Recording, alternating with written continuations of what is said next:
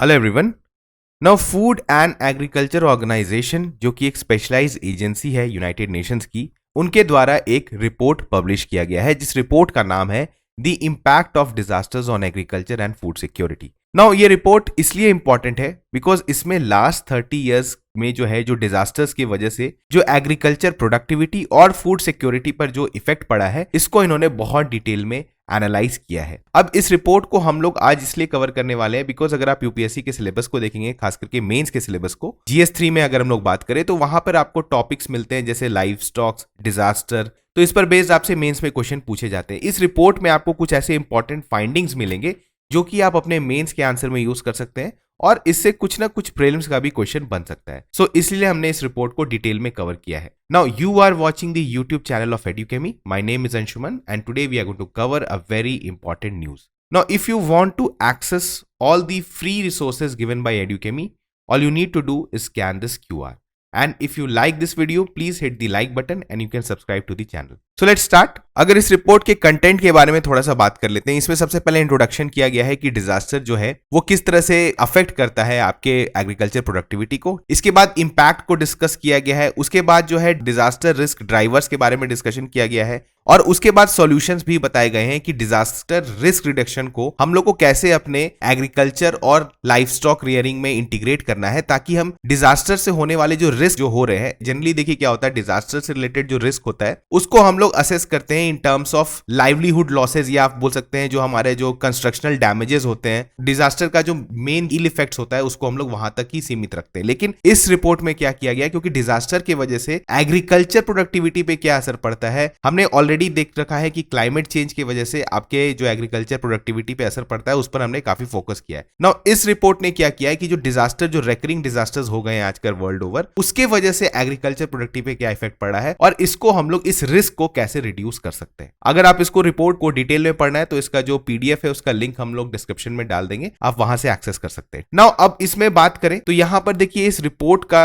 ये यूनिक क्यों है, क्योंकि because this report marks the first global estimation है of the impact of disaster on agriculture production focusing on crops and life stock. देखिए यहां पर क्या है, इस रिपोर्ट ने जो इंपैक्ट को मेजर किया है एग्रीकल्चर प्रोडक्शन का, बेसिकली इन्होंने फोकस किया है किस पर, क्रॉप्स लॉसेस जो हुए हैं आज तक और जो लाइफ स्टॉक लॉसेस हुए। तो अभी हम लोग देखेंगे इसी के बारे में, इसमें डेटा दिया हुआ है कि कितने क्रॉप ओवर दी 30 इयर्स हमने जो है ड्यू टू डिजास्टर अब हमारा लॉस हो गया है, डिफरेंट क्रॉप्स देखेंगे और लाइफ स्टॉक्स पे क्या असर पड़ा है। नाउ अगर हम लोग बात करें, एक एस्टिमेशन दिया हुआ है कि आप इसको सिर्फ एस्टिमेट ही कर सकते हैं कि approximately $3.8 trillion worth of crop and life stock production जो है उसका लॉस हुआ है ओवर 30 इयर्स। अब आप समझ रहे हैं 3.8 ट्रिलियन की बात हो रही है और इसको जो है सिर्फ एस्टिमेट किया गया है क्योंकि इसमें आपको पता है इन्होंने बोला है कि हमारे पास कुछ इनसफिशिएंट डेटा है रिगार्डिंग एक्वाकल्चर, या आप बोल सकते हैं फिशरी से रिलेटेड इनके पास बहुत ज्यादा डेटा नहीं है। अगर उसको इसमें इनकलकेट कर लेंगे तो ये करीबन 5 ट्रिलियन का जो है वो पहुंच जाएगा। मतलब पिछले 30 सालों में जो है हमारा इतना लॉस हो चुका है just due to disaster. Now अगर हम लोग बात करें तो ये जो लॉसेज हुआ है ये सबसे ज्यादा किस रीजन में देखने को मिला है, तो दैट इज इन एशिया,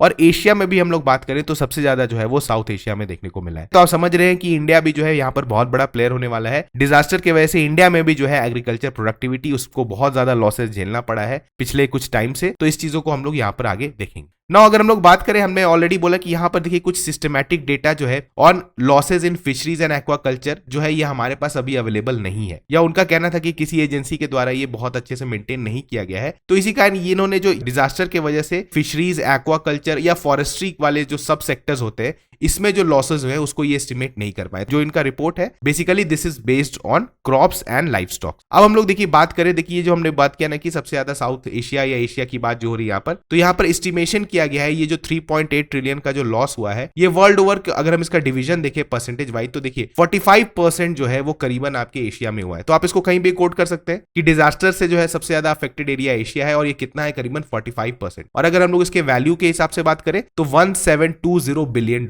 है। तो आप बस एक एस्टिमेशन ही रख सकते हैं कि इतना ज्यादा जो है आपका लॉस हुआ है ड्यू टू डिजास्टर। इसके बाद अगर हम लोग देखें तो अमेरिका में है, अमेरिका में जिसमें southern America and northern America दोनों को लिया गया है। इसके अलावा यूरोप की बात हुई है and last is Africa and Oceania. तो यहाँ पर आप देख रहे हैं कि डिफरेंट रीजन्स के बीच में कैटेगराइजेशन किया गया है, जिसमें सबसे ज्यादा जो लॉस झेला है दैट इज एशिया। और आपको पता है क्योंकि ये ह्यूजली पॉपुलेटेड एरिया है, यहाँ पर लाइफ स्टॉक रियरिंग सबसे ज्यादा होता है, एग्रीकल्चर एक्टिविटी सबसे ज्यादा होता है। चाइना इंडिया को हम लोग मिला लें तो यहाँ पर ऑब्वियसली अगर लॉसेस भी होगा तो सबसे ज्यादा यहीं पर देखने को मिलेगा। अगर हम लोग बात करें, ये तो हमने ओवरऑल वर्ल्ड में जो डिस्ट्रीब्यूशन की बात कर ली। अब हम लोग इसमें बात करते हैं कि यहाँ पर कंट्रीज को अगर हम लोग इनकम वाइज अगर डिवाइड करें तो किस किस कंट्री को सबसे ज्यादा यहाँ पर लॉस झेलना पड़ा है। तो यहाँ पर आप देख रहे हैं जो ये डेटा है ये डायरेक्टली रिपोर्ट से लिया गया है। तो आप यहाँ पर देखिए जो कैटेगराइजेशन किया गया है, जैसे आप देख सकते हैं हाई इनकम कंट्रीज हुआ, अपर मिडिल इनकम कंट्रीज हुआ, लोअर मिडिल इनकम कंट्रीज हुआ, लो इनकम कंट्रीज हुआ, और एक लास्ट है that is small island developing states, जिसको सिड्स बोला जाता है। तो यहाँ पर आप देखेंगे तो सिग्निफिकेंट इंपैक्ट देखने को मिल रहा है। अगर आप लो इनकम कंट्रीज की बात करें तो करीबन इनको जो है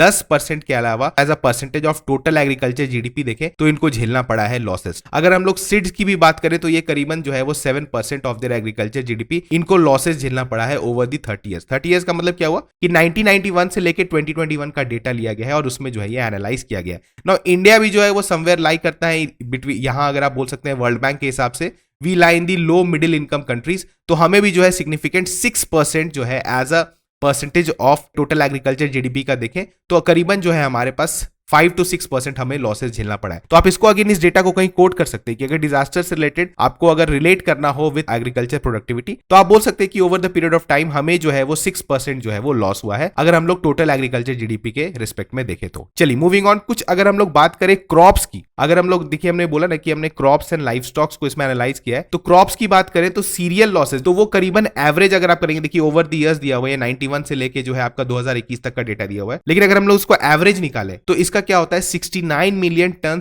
पर ईयर जो है वो सीरियल लॉसेस हमें झेलना पड़ा है। अब ये इसका अमाउंट इतना ज्यादा है, अगर मैं इसको आपको एक एग्जांपल देके समझाऊं तो ये करीबन फ्रांस का एंटायर सीरियल प्रोडक्शन इन 2021, मतलब एक कंट्री का जो एंटायर सीरियल प्रोडक्शन होता है वो आप समझ लीजिए एवरेज सीरियल लॉसेज है over the period of 30 years. तो ये बहुत सिग्निफिकेंट नंबर है। अभी आपको लग रहा होगा कि हमें फूड सिक्योरिटी का प्रॉब्लम नहीं हो रहा है, लेकिन अगर ये इसी हिसाब से डिजास्टर होते रहे, क्लाइमेट चेंज की वजह से भी बहुत सारे डिजास्टर्स हो रहे हैं, अगर ये डिजास्टर्स इसी फ्रीक्वेंसी से होते रहे तो एक टाइम पे आने के बाद जो है वर्ल्ड के सिग्निफिकेंट पॉपुलेशन को आप बोल सकते हैं फूड सिक्योरिटी के प्रॉब्लम से गुजरना पड़ सकता है। तो ये बहुत ही अलार्मिंग स्टेट पे ये रिपोर्ट बताता है। नाउ इसके बाद हम लोग अगर बात करें सीरियल्स के अलावा तो we have fruits and vegetables, और ये जो है वो कितना एवरेज लॉस झेलना पड़ा है इनको 40 मिलियन टन पर ईयर। ठीक है, इस डेटा को आप कहीं नोट डाउन कर सकते हैं, जब आप आंसर लिखेंगे तो आप इसको इंक्लूड भी कर सकते हैं। अगर हम लोग बात करें तो मीट, डेयरी प्रोडक्ट्स और इसकी बात करें तो ये भी 16 मिलियन टन पर ईयर का जो है इनको लॉस, एवरेज लॉस जो है वो झेलना पड़ा है। और ये अगर हम बोले तो ये किसके बराबर है, अगर आप इसको अगेन इक्वेट करना चाहेंगे तो ये पूरा जो है आप बोले मेक्सिको और इंडिया के अगर जो ये पूरे एंटायर प्रोडक्शन को आप जोड़ दे इन 2021 ये उसके बराबर है, मतलब 16 मिलियन टन पर ईयर। अब हम लोग देखिए यहाँ पर एक बहुत ही अच्छा डायग्राम दिया हुआ था, इसको इसी कारण हमने इंक्लूड किया इस लेक्चर में। आप यहाँ पर देखिए ये बोला गया ना कि जो लाइफ स्टॉक कीपर्स होते हैं और इसमें जो सबसे ज्यादा जो इंपैक्ट क्रिएट कर रहा है दैट इज ड्रॉट, मतलब अगर हम लोग डिजास्टर्स की बात करें तो इसमें सबसे ज्यादा जो इंपैक्ट क्रिएट किया है दैट इज ड्रॉट। और ड्रॉट भी जो है वो आपको पता है कहीं ना कहीं जो है वो क्लाइमेट चेंज से रिलेटेड है, बिकॉज क्लाइमेट चेंज की वजह से क्या हो रहा है एक्सट्रीम वेदर कंडीशंस क्रिएट हो जा रहे हैं, जिसकी वजह से आपको पता है जो रेनफेड एरियाज है हमारे यहाँ खास करके इंडिया में भी अगर देखेंगे तो वहां पर ड्रॉट लाइक कंडीशंस हो गए।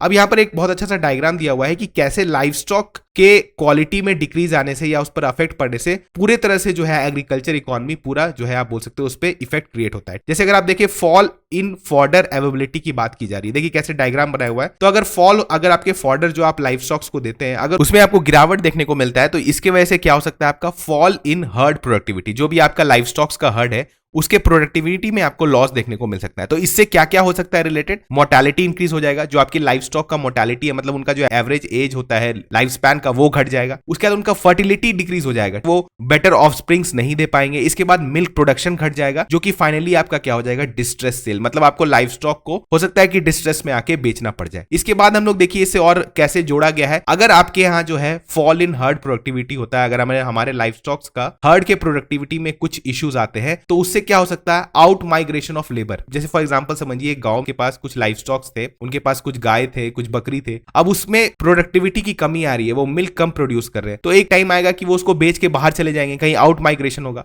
अब आउट माइग्रेशन से क्या होता है आपका पता है, आप रिलेट कर सकते हैं कि फैमिली ब्रेकडाउन होता है, वेजेस घट जाते हैं और परमानेंट डिस्प्लेसमेंट हो जाता है। इसके बाद अगर आप देखें तो जैसे फॉल इन फॉर्डर अवेलेबिलिटी होता है, जब आपके फॉर्डर की कमी पड़ने लगती है, आपको पता है किसी भी रीजन में अगर फॉर्डर की कमी हो जाती है तो क्या होता है, हर्ड्स जो है वो दूसरे एरिया में जाके थोड़ा सा जो है वहां पे चरना स्टार्ट कर देते हैं। अब अगर लॉन्ग डिस्टेंस मूवमेंट होता है तो उसके वजह से क्या होता है, कन्फ्लिक्ट्स क्रिएट होते हैं। इसके बाद प्रीडेशन इंक्रीज होता है। हो सकता है आप अक्सर सुनते होंगे कि लाइफ स्टॉक्स जो है वो किसी जंगली जानवर के द्वारा प्रीडेट कर लिए गए, तो इस तरह के जो है इवेंट्स वो इंक्रीज होते चले जाएंगे, फिर डिजीज इंक्रीज होता चला जाएगा, मोर्टेलिटी इंक्रीज होता चला जाएगा। तो आप इस डायग्राम से रिलेट कर सकते हैं कि अगर ड्रॉट के इंपैक्ट को हमने लाइफ स्टॉक पर कम नहीं किया तो ये सारे जो है आपसे रिलेटेड प्रॉब्लम्स जो है वो स्टार्ट हो सकते हैं और ऑलरेडी स्टार्ट हो चुके हैं बहुत जगह।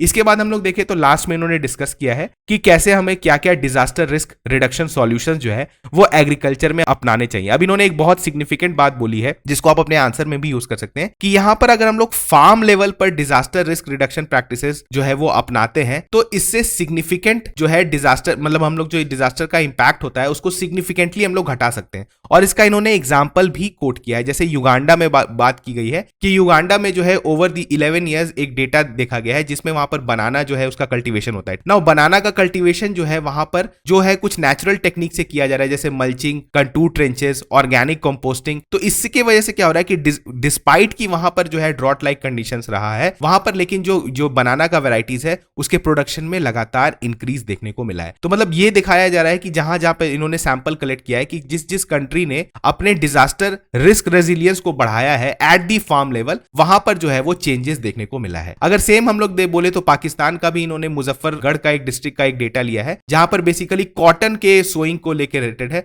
तो वहां पर भी कुछ गुड प्रैक्टिसेस जो है वो फार्म लेवल पे फॉलो किए जा रहे हैं। तो वहां पर ड्रॉट लाइक कंडीशन होने के बावजूद जो है उनका ईल्ड लगातार इंक्रीज कर रहा है। तो बेसिकली इनका ये कहना है कि अगर हम लोग फार्म लेवल पे, जैसे आपको पता है मॉडर्न जो नेचुरल टेक्निक्स यूज करके जो है जिससे हम लोग डिजास्टर के आप बोल सकते हैं इंपैक्ट को कम कर पाए, उससे हम लोग सिग्निफिकेंट चेंजेस जो है वो प्रोड्यूस कर सकते हैं। इसमें जरूरी नहीं है कि गवर्नमेंट इंटरवेंशन हो, इसमें जो है बेसिकली लोगों को अडेप्ट करना पड़ेगा एट दी फार्म लेवल। हालांकि सरकार का इसमें बहुत ज्यादा योगदान का जरूरत है, लेकिन स्टिल बोला गया है कि अगर हम लोग स्मॉल चेंजेस करते हैं तो we can adapt to disaster. अब यहां पर देखिए कुछ लास्ट एक इंपॉर्टेंट इन्फॉर्मेशन एफएओ के बारे में भी हम लोग जान लेते हैं, बिकॉज इससे प्रीलिम्स का क्वेश्चन बन जाता है। तो एफएओ क्या है, इसका हेडक्वार्टर जो है वो रोम में है and this is a specialised agency of UN founded in 1945। Now currently अगर बात करें तो इट हैज 195 मेंबर्स जिसमें 194 कंट्रीज है और एक कौन सा है, European Union. It is governed by a biennial conference which elects a 49 member executive council है बेसिकली जो इनका गवर्नेंस करते हैं। अब देखिए यहां पर कुछ इंपॉर्टेंट इनके द्वारा पब्लिकेशन किया जाता है जिसको हम लोग देख लेते हैं। तो एक है इनका क्या है, the state of food and agriculture, ये हर साल पब्लिश करते हैं। अगर आपसे कहीं पूछा जाए कि state of food and agriculture जो है वो किसके द्वारा रिलीज किया था तो आप बता सकते हैं एफएओ। एक इंपॉर्टेंट और चीज है जो कि इनके द्वारा रिलीज किया था, that is globally important agriculture heritage system. Basically ये एक अवार्ड है जो कि देते हैं कि ग्लोबली कुछ इंपॉर्टेंट ऐसे एग्रीकल्चर हेरिटेज सिस्टम है जो कि बहुत पुराने टाइम से चलते आ रहे हैं जिसे हमें प्रोटेक्ट करना है at any cost to improve biodiversity. अब आपको बताना है, आपके लिए क्वेश्चन में छोड़ के जा रहा हूं, आप कमेंट सेक्शन में बताइएगा कि इंडिया में कितने GIAHS जो है उनको रिकॉग्नाइज किया गया है। ठीक है, ये बहुत इंपॉर्टेंट क्वेश्चन है और ये ऑलरेडी एक बार प्रीलिम्स में आ चुका है, आपको इसके बारे में पता होना चाहिए। तो चलिए मिलते हैं नेक्स्ट लेक्चर में, तब तक थैंक यू।